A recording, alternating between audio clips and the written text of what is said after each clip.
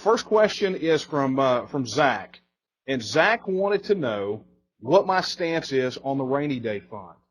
Now, it's a fantastic question, and I appreciate it, because one of the things that I did not, that I kind of touched on at the beginning of my remarks was the rainy day fund.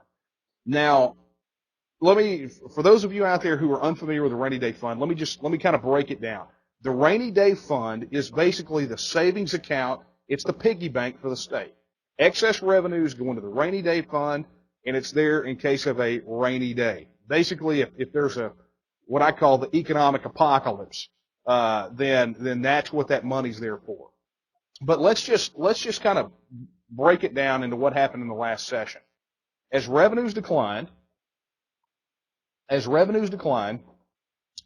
revenue projections, the Texas legislature, in passing a budget, was forced to take a look at how they were going to. They were given a choice. They were given the two-measure system.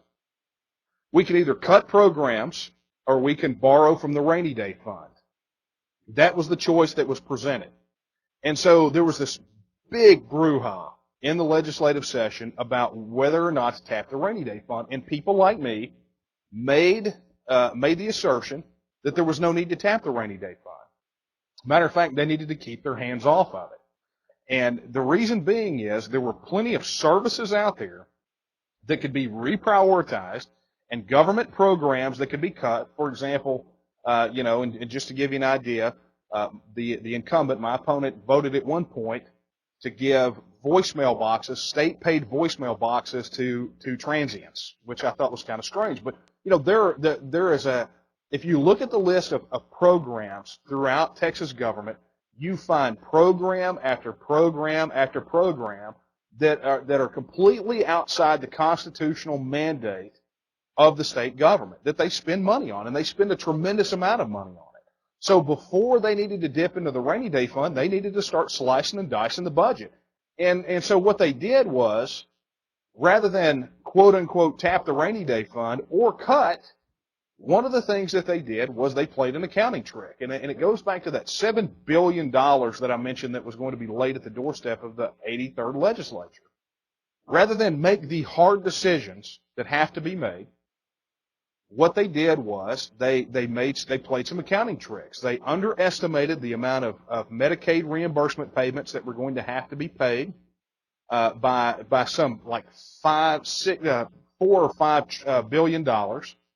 And then they actually did this other accounting trick where they delayed the payment to the school districts that come from the state by 1 day, thereby pushing it into the next biennium, which when you total just those two together of the accounting tricks they did, that's $7 billion. That virtually wipes out the rainy day fund. So this is going to be, again, a very contentious issue. And what we're going to have to do, and my intention is to go there and absolutely hold the line, that rather than dip into the savings that is for this financial apocalypse that could come, what really needs to happen is they need to keep their hands off the rainy day fund, and then they need to look at cutting more and more of these programs. And there are tons of them. And that's something we need to put on the website. We'll get a list of those agencies and programs and actually how much they cost, and we'll get that out there for you guys. So good question, Zach.